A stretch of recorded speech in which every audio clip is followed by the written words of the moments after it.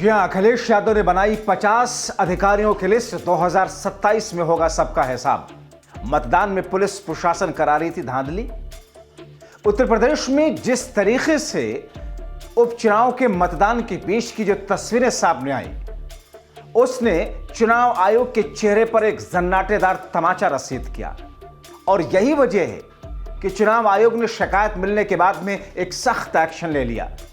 मगर इन तमाम चीजों से इतर क्या उत्तर प्रदेश में पुलिस प्रशासन की टीमें चुनाव में धांधली करा करके किसी तरीके का कोई इनाम पाना चाहती थी सरकार से? मगर क्या 2027 में अगर सत्ता परिवर्तन होता है तो इनाम अखिलेश यादव उनको देंगे? और अखिलेश यादव का इनाम कैसा होगा? दरअसल अखिलेश यादव ने 50 ऐसे अधिकारियों की, पुलिस प्रशासन से जुड़े हुए अधिकारियों की लिस्ट बना ली है, जिसमें उन्होंने अपने प्रेस कॉन्फ्रेंस के दौरान कई सारे नाम पढ़ करके उजागर किए कि हमारी सरकार आने के बाद में पूरा का पूरा हिसाब और किताब किया जाएगा।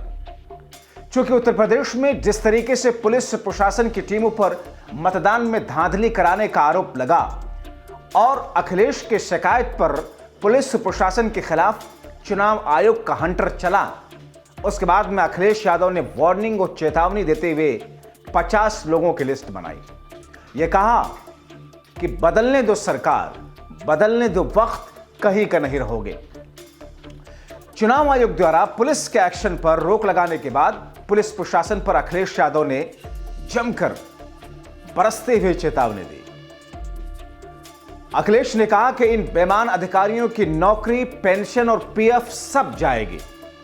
यानी कि 2027 के लिए अखिलेश यादव ने एक ऐसी चुनौती दे दी कि जो अधिकारी किसी एक पार्टी के लिए, किसी एक सरकार के लिए लोकतंत्र के साथ खिलवाड़ कर रहे हैं, मतदाताओं को उनके हक से वंचित कर रहे हैं, उनको मतदान केंद्रों तक नहीं पहुंचने दे रहे हैं, हमने ऐसे लोगों की लिस्ट बना ली है। अखिलेश यादव ने प्रेस कॉन्फ्रेंस के बीच में कई सारे नाम उजागर किए। उन्होंने अलग अलग जिलों के सीसामऊ से लेकर कुंद्रुकी से लेकर के मीरापुर से लेकर के कई जगहों पर उन्होंने पुलिस प्रशासन से जुड़े हुए पुलिस कप्तान, चाहे उसमें हो, चाहे एसडीएम हो, चाहे और दूसरे अधिकारी हो, एसएचओ हो, कई सारे नामों का जिक्र करते हुए अखिलेश यादव ने कहा कि बीजेपी वाले लोग वो खुद गड़बड़ करा रहे हैं और पुलिस प्रशासन के जरिए गड़बड़ कराते हुए लोग पकड़े गए हैं। अब चुनाव आयोग इनके ऊपर सख्त कार्रवाई कर रहा है। मगर 2027 के बीच में जब सत्ता परिवर्तन होगी तो इनकी न सिर्फ नौकरी जाएगी, बल्कि सत्ता बदलने के बाद में इनके पीएफ और इनके पेंशन सब रोक दिए जाएंगे। जाहिर तौर पर अखिलेश यादव का यह सिर्फ आक्रोश नहीं था, बल्कि अखिलेश यादव ने उत्तर प्रदेश में बार बार यह देखा है। बीते कई चुनाव में इस किस्म की तस्वीरें सामने आई हैं, चाहे रामपुर का उपचुनाव हो, आजम खान के सदस्यता जाने के बाद में लोकसभा का उपचुनाव हो, या अब्दुल्ला आजम की सदस्यता जाने के बाद में विधानसभा का उपचुनाव हो, किस तरीके से पुलिस प्रशासन की टीमों पर धांधली करा करके भारतीय जनता पार्टी के प्रत्याशी को जिताने का आरोप लगा था। न सिर्फ रामपुर, बल्कि उसके अलावा कई सारी जगहों पर जिस अंदाज में, जिस तरीके से पुलिस प्रशासन कटघरे में खड़े होते हुए उनकी टीमें आई हैं मतदान के बीच में, उसको लेकर के अखिलेश के सब्र का बांध टूट गया। अखिलेश ने कहा कि मैंने अपने सभी कार्यकर्ताओं को, सभी सीटों पर अपने समर्थकों को यह निर्देश दिया है कि वहां पर जिस किस्म की धांधलियां हो रही हैं, जो कुछ पुलिस प्रशासन की टीमें कर रही हैं, उनका वीडियो बनाया जाए। ये चुनाव तो समाजवादी पार्टी जीतेगी, लेकिन अगर यह मामला कोर्ट में जाता है तो फिर ऐसे अधिकारी इन सबूतों के आधार पर दोषी साबित होंगे। ऐसा करने वाले अधिकारी की नौकरी, सैलरी, पेंशन, पीएफ और इज्जत भी जाएगी। अखिलेश ने कहा कि बीजेपी ये उपचुनाव वोट से नहीं, खोट से जीतना चाहती है। बीजेपी हार के डर से प्रशासन पर बेईमानी करने का दबाव बना रही है। बीजेपी प्रशासन पर दबदबा बना रही है। भाजपा के अधिकारी बेईमानी करें। मतदाताओं से अपील करता हूं कि डटे रहें, वोट करें। अखिलेश कहते हैं कि चुनाव आयोग ने निर्देश दिया कि पुलिस कहीं भी आईडी चेक नहीं कर सकती। प्रशासन समाजवादी पार्टी के वोटर्स को वोट नहीं डालने दे रहा।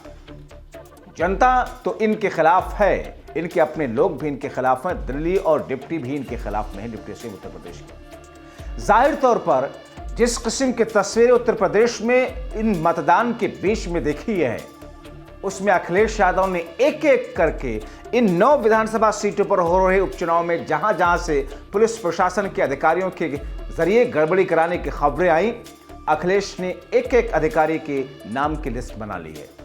अखिलेश को ऐसा लगता है कि 2027 में सत्ता परिवर्तन उत्तर प्रदेश में होने जा रहा है और उसके बाद इन पुलिस अधिकारियों और इन प्रशासन से जुड़े हुए अधिकारियों के खिलाफ में सख्त कार्रवाई की जाएगी। अब सवाल इस बात का है, क्या उत्तर प्रदेश में भारतीय जनता पार्टी की योगी की सरकार बाई हुक बाई क्रुक इस चुनाव को जीतना चाहती है? क्या नाक का सवाल बनाए, साख का सवाल बनाए मुख्यमंत्री योगी आदित्यनाथ मशीनरी का दुरुपयोग कर रहे हैं, जैसा कि आरोप उनके ऊपर अखिलेश यादव लगा रहे हैं? आखिर ऐसे क्या है मजबूरी? क्योंकि इस उपचुनाव से न तो सत्ता में किसी तरह का कोई फर्क पड़ेगा, न तो योगी आदित्यनाथ को बहुमत साबित करना है, न ही किसी तरीके से सरकार के जाने या बनने या गिरने का कोई डर और खतरा है। फिर इतना इंटेंस क्यों है ये उपचुनाव? दरअसल लोकसभा चुनाव के बाद में जिस वक्त भारतीय जनता पार्टी की जो सीटें थी उत्तर प्रदेश में लोकसभा में, वो औंधे मुंह गिरते हुए जिस अंदाज में खिसक गई थी और जिसका आरोप एक तरीके से इंटरनल तरीके से बहुत सारे लोगों ने कहा कि योगी आदित्यनाथ ने वैसा करवाया था, इस किस्म के आरोप योगी आदित्यनाथ पर भी लगे। बीजेपी आलाकमान की तरफ से इसे एक मुद्दा बनाया गया और माना यह गया कि मुख्यमंत्री के सर से मुख्यमंत्री का ताज हटा दिया जाएगा। मगर इस बीच में उपचुनाव की घोषणा के बाद अब योगी आदित्यनाथ खुद को साबित करना चाहते हैं।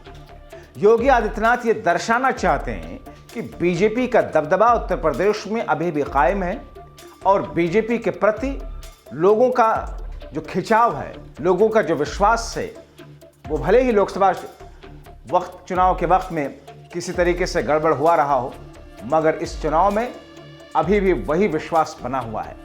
योगी आदित्यनाथ किसी भी कीमत पर हर हाल में इस चुनाव को जीतना चाहते हैं। तो अखिलेश यादव के सामने ये चुनौती है कि इन उपचुनाव की सीटों को जीत करके, जिसमें आप देखें 5 सीटें बीजेपी और 5 सीटें सपा गठबंधन के पास थी, मगर इन उस उपचुनाव को जीत करके अखिलेश ये दर्शाना चाहते हैं कि 2024 के लोकसभा चुनाव में तुक्के में सीटें नहीं आई थी। उत्तर प्रदेश का सियासी माहौल, उत्तर प्रदेश की सियासी फिजा और हवा बदल चुकी है।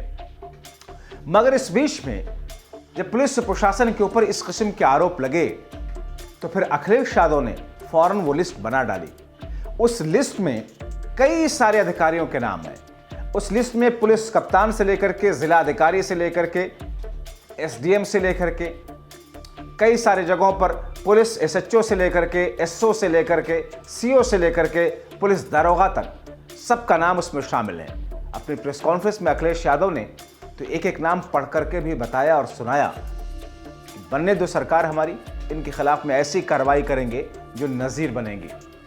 अब जाहिर तौर पर एक बात यह भी कहा जाता है कि आमतौर पर जो सरकार, जो पार्टी सत्ता में होती है और इस बीच में जो चुनाव होता है, उस पार्टी को, उस सरकार को उसका फायदा मिलता है क्योंकि मशीनरी उस सरकार के प्रति अपना झुकाव रखती है, रुझान रखती है। तो क्या चुनाव आयोग जो निष्पक्ष चुनाव कराने की बातें करता है वो महज ढकोसला है?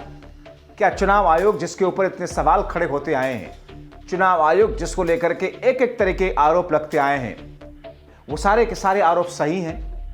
क्या सरकारें जिस राज्य में उपचुनाव होता है वहाँ पर अपने सत्ता के हनक की वजह से पुलिस प्रशासन का इस्तेमाल करके उपचुनाव को जीतने की कोशिश करने में कामयाब होती रही हैं?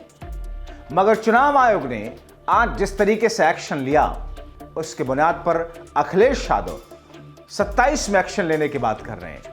इससे पहले आपने देखा होगा कि कई सारे मौक़ों पर अखिलेश यादव ने कहा कि एक एक चेहरों को हमारी पार्टी, हमारी सरकार, हमारी पार्टी याद करके रख रही है, एक एक नाम को हम लोग लिख करके लिख रहे हैं और ऐसे में सत्ता परिवर्तन के बाद उन सब के खिलाफ एक्शन होगा।